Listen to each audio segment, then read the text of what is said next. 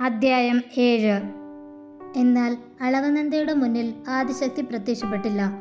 അവൾ കഠിന തപസ് ചെയ്തു. ഒടുവിൽ മാതാവ് പാർവതി ആഗതയായി. അളകനന്ദ ആദ്യമേ മാതാവ് പാർവതിയോട് ക്ഷമാപണം ചോദിച്ചു. അവളുടെ തപസ്സിൽ പ്രസന്നയായി ദേവി വരം നൽകുവാൻ തയ്യാറായി. അവൾ സൂര്യപുത്രനോടൊപ്പം ഭൂമിയിൽ മനുഷ്യജന്മം സ്വീകരിച്ച് അദ്ദേഹത്തിന്റെ പത്നിപദം അലങ്കരിക്കുവാൻ സാധിക്കണമെന്ന് അപേക്ഷിച്ചു. പാർവതി മാതാവ് വരം നൽകി അപ്രത്യക്ഷയായി. അപ്രകാരം ഇരുവരും മനുഷ്യരായി ഭൂമിയിൽ ജന്മമെടുത്തു.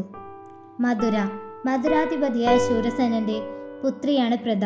പ്രദയുടെ പിതാവായ ശൂരസേനൻ സന്തതികളില്ലാത്ത കുന്തിഭോജ രാജാവിന് അവളെ നൽകി. ശൂരസേനൻ തന്റെ ആദ്യ സന്താനത്തെ നൽകാമെന്ന് മിത്രമായ കുന്തിഭോജന് വാക്ക് നൽകിയിരുന്നു. തന്റെ പിതാവിന്റെ വാഗ്ദാനം പൂർത്തിയാക്കുവാൻ പ്രദ അവളുടെ ജന്മഗ്രഹം വിട്ട് കുന്തിഭോജത്തിലേക്ക് യാത്രയായി. അങ്ങനെ പ്രദ കുന്തിഭോജ രാജാവിന്റെ പുത്രിയായ കുന്തിയായി മാറി. ഒരു ദിനം കുന്തിഭോജത്തിലേക്ക് ദുർവാസാവ് മഹർഷി കടന്നു വന്നു. അദ്ദേഹം കുന്തിഭോജനോട് പറഞ്ഞു, രാജാവേ, എനിക്കൊരു മഹായജ്ഞം നടത്തണം. ഈ ഭോജപുരിയിൽ, ഈ രാജകൊട്ടാരത്തിൽ എൻ്റെ അന്തരാത്മാവ് എനിക്ക് നിർദ്ദേശം നൽകിയതാണ്. കുന്തിഭോജ രാജാവ് അദ്ദേഹത്തെ ഭയഭക്തി ബഹുമാനത്തോടെ വണങ്ങി. തൻ്റെ വളർത്തുപുത്രിയായ കുന്തിയെ പരിചയപ്പെടുത്തുകയും ചെയ്തു. അവളോട് അദ്ദേഹത്തെ നമസ്കരിക്കുവാൻ ആവശ്യപ്പെട്ടു. കുന്തി മുമ്പോട്ട് ചെന്ന് ഋഷിയെ നമസ്കരിച്ചു. നമ്മുടെ ഭൃത്യന്മാർ അങ്ങയെ സേവിക്കുന്നതാണ്. നമ്മുടെ പുത്രിയും അങ്ങയെ സേവിക്കുന്നതാണ്. ഞാൻ പർണശാലയിൽ കഴിയാം. കൊട്ടാരത്തിനു മുമ്പിൽ ഒരു പർണശാലയിൽ. അങ്ങയുടെ ആജ്ഞ പോലെ. ആര്യവർത്തത്തിലെ മൊത്തം ഋഷികളുടെ കോപവും മണ്ഡലവിലെടുക്കാൻ കെൽപ്പുള്ളവനാണ് ദുർവാസാവ്, സദ്ദേവ്യായ അനസൂയയുടെ പുത്രൻ. ഉടൻ തന്നെ കൊട്ടാരത്തിനു മുമ്പിൽ ഒരു പർണശാല ഉയർന്നു.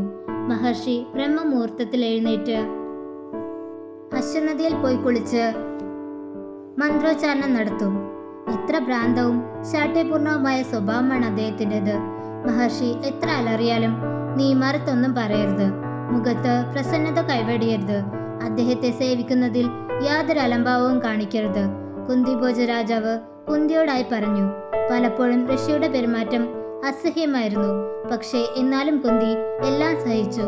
ഘനഗംഭീരമായ ശബ്ദത്തിൽ അദ്ദേഹം പറഞ്ഞു, കുന്തി, എനിക്ക് ചെയ്ത സേവനത്തിന്റെ ഫലം ഇന്ന് നിനക്ക് അനുഭവിക്കാം.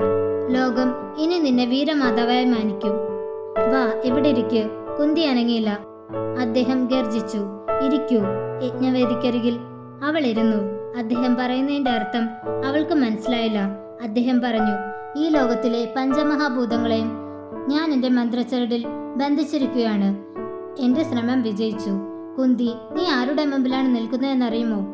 അദ്ദേഹത്തിന്റെ കണ്ണിൽ നിന്നും അഗ്നി ബഹിർഗമിച്ചു. കുന്തിക്ക് അത് തന്നെ ദഹിപ്പിക്കുമോ എന്ന ഭയം തോന്നി. കുന്തി മിണ്ടാതെ അദ്ദേഹം പറയുന്നതനുസരിച്ചു. അദ്ദേഹം ഇടതടവിടാതെ മന്ത്രം ഉരുവിട്ടു തുടങ്ങി.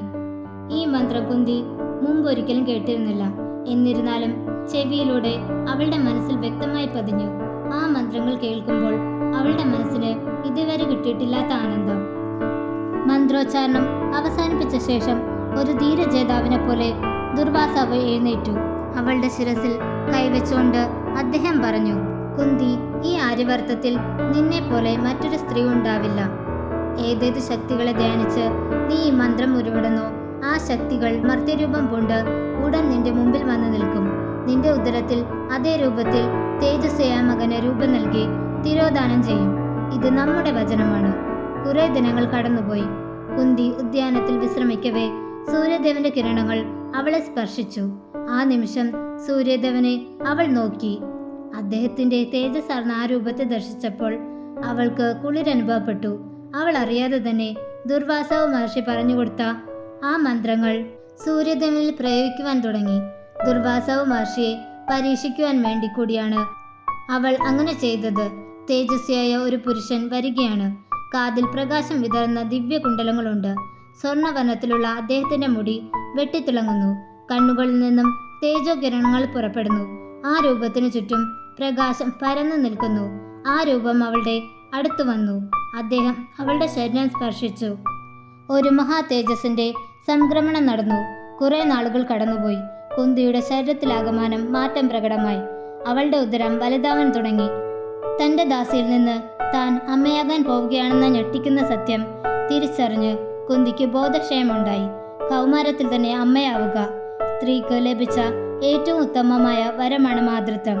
എന്നാൽ ഈ മാതൃത്വം ശാപതുല്യമല്ലേ? ചാരിത്രം സ്ത്രീകളുടെ അമൂല്യരത്നം, അതായത് ആര്യവർത്തത്തിലെ സ്ത്രീയുടെ ശ്വാസോച്ഛ്വാസം. രാധേയ കണ്ണൻ അടുത്ത അധ്യായത്തിൽ തുടരും.